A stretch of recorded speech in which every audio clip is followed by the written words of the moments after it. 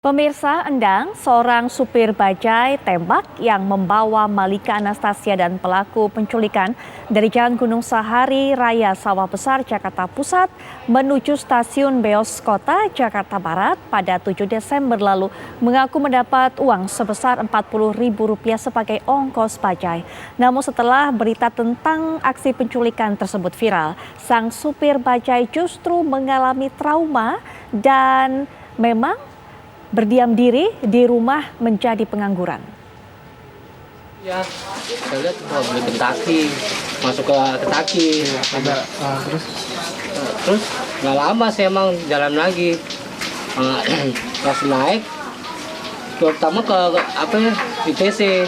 Terus bang terus aja bang, nanti berapa duit? Saya bilang 40.000, turun di kota. Udah, penumpang turun, saya jalan lagi. Itu kota itu stasiun kota berarti? Iya nggak jauh dia lewat. Udah lupa lagi sih pak.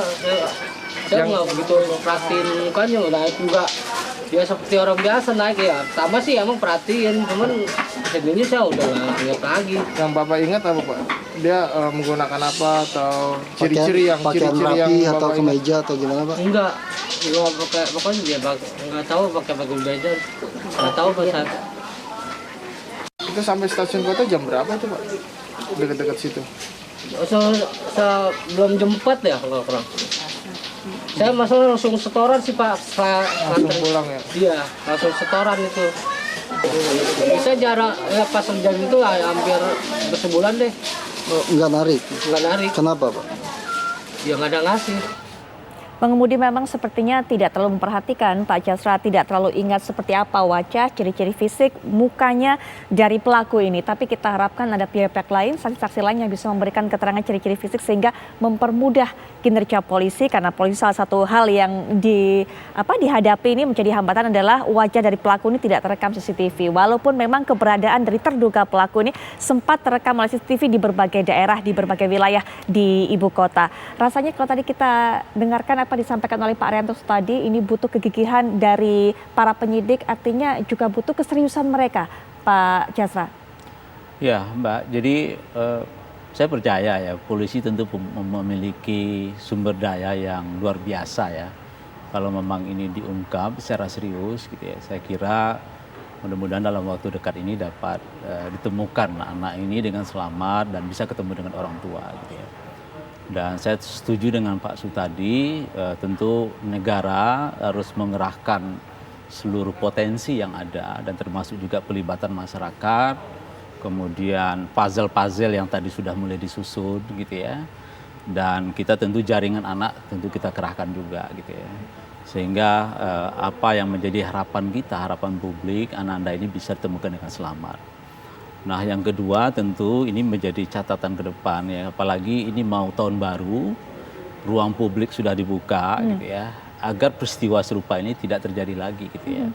Karena selama ini kita asik dengan penyelesaian pandemi, kadang-kadang kala anak-anak yang terlepas dari pengasuhan, dari pengawasan, dimanfaatkan oleh orang-orang yang kita belum tahu ya motif yang penculik ini ya. Betul. Tapi harus kita waspadai, kita mengidentifikasi ini agak profesional gitu ya. Betul, begitu matang. Begitu matang gitu ya. Kemudian apakah ini jaringan predator anak gitu ya, trafficking dan seterusnya. Ini perlu kita perluas gitu kajian-kajiannya gitu ya.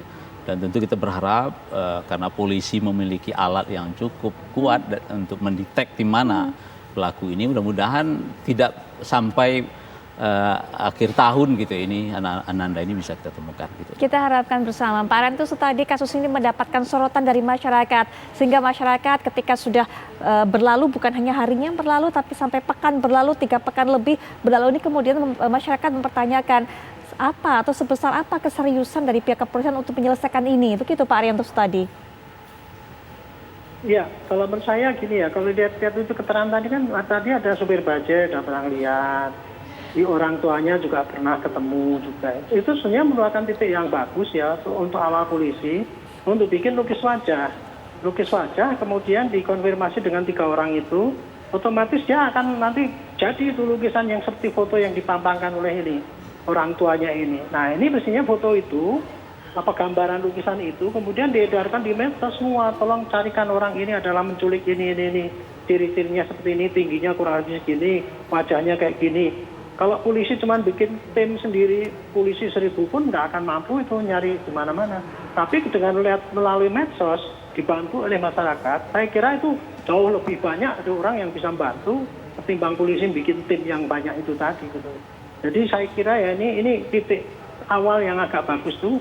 Udah ada saksi yang melihat wajahnya, orang tuanya juga kenal itu orang itu, kemudian itu wajahnya harusnya disebar lah ke seluruh penjuru Indonesia ini sehingga saksi yang nggak tahu pun bisa bantu. Oh ini ada orang mirip gini gitu. Hanya dengan begitu saya kira ini bisa masif ya, pengejaran polisi itu bisa masif. Baik. Karena kalau tidak begitu kita ketinggalan. Ya sayangnya memang karena nggak ada rekaman itu sih. Tapi dengan adanya saksi-saksi tadi kita cukup dengan pelukisan wajah, saya kira itu sudah seimbang dengan rekaman CCTV yang ada gitu.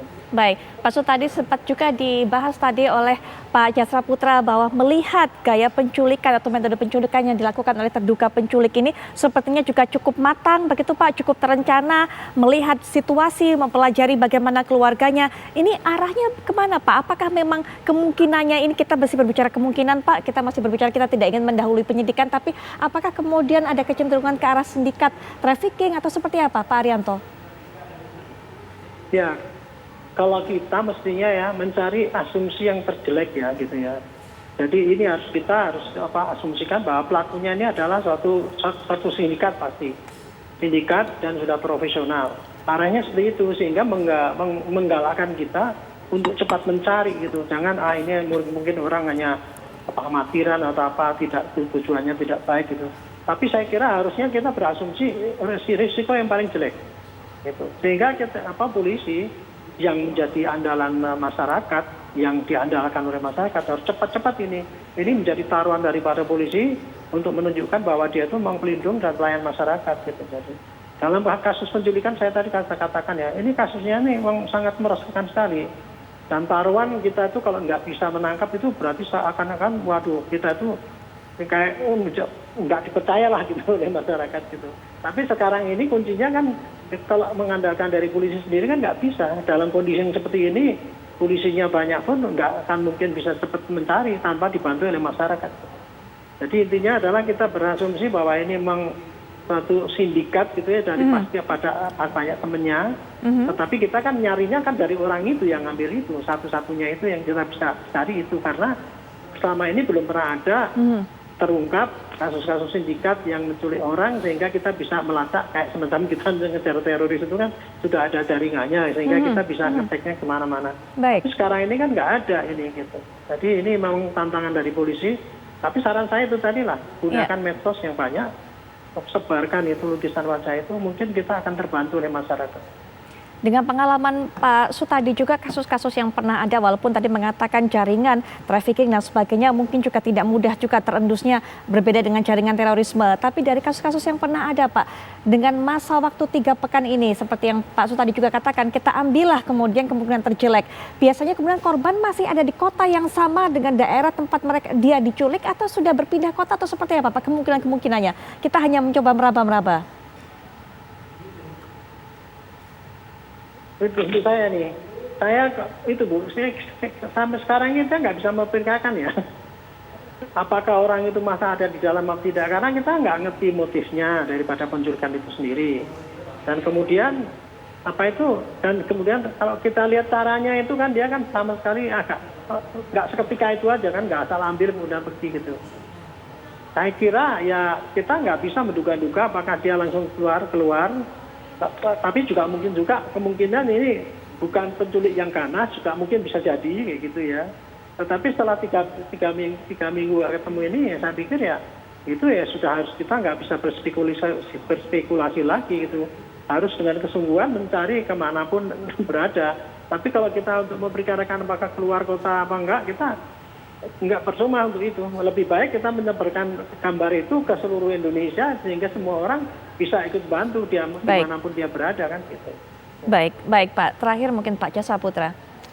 Ya, Tentu kita berharap ya, bicara pelindungan anak Indonesia tentu tanggung jawab kita bersama gitu ya. Dan kasus ini kita berharap polisi lebih canggih dari penculiknya. Itu satu. Nah kemudian yang kedua, kita berharap dengan apa yang disampaikan Pak Sutadi itu kalau memang sudah ada sketsanya tentu ini akan lebih cepat ya melalui media sosial. Dan tentu dengan sketsa ini kita bisa memperkecil ya ruang-ruang pelaku ini ya untuk bisa diinformasikan kepada aparat hukum. Nah yang ketiga belajar dari kasus Depok itu misalnya gitu ya, dengan apa memang penculik ini tidak profesional ya, dia mengiming-imingi main game dengan anak dan beberapa anak ikut tapi cepat diungkap ya karena laporan masyarakat dan anaknya juga lari dari situasi itu gitu ya. Tapi ini agak unik ya, dan oleh sebab itu tentu saya percaya dengan potensi yang dimiliki oleh negara tentu dengan tidak boleh kalah dengan terduga pelaku ini gitu. Baik, kita nantikan bersama bagaimana perkembangan penyidikan oleh pihak kepolisian dan kita harapkan segera cepat ditemukan begitu Ya, Pak Jaksa amin, Putra. amin. Terima Ya. kasih. Ya. Kemudian Pak Rento Seli juga terima kasih sudah meluangkan waktunya untuk bisa memberikan pandangan ini kepada kami. Baik.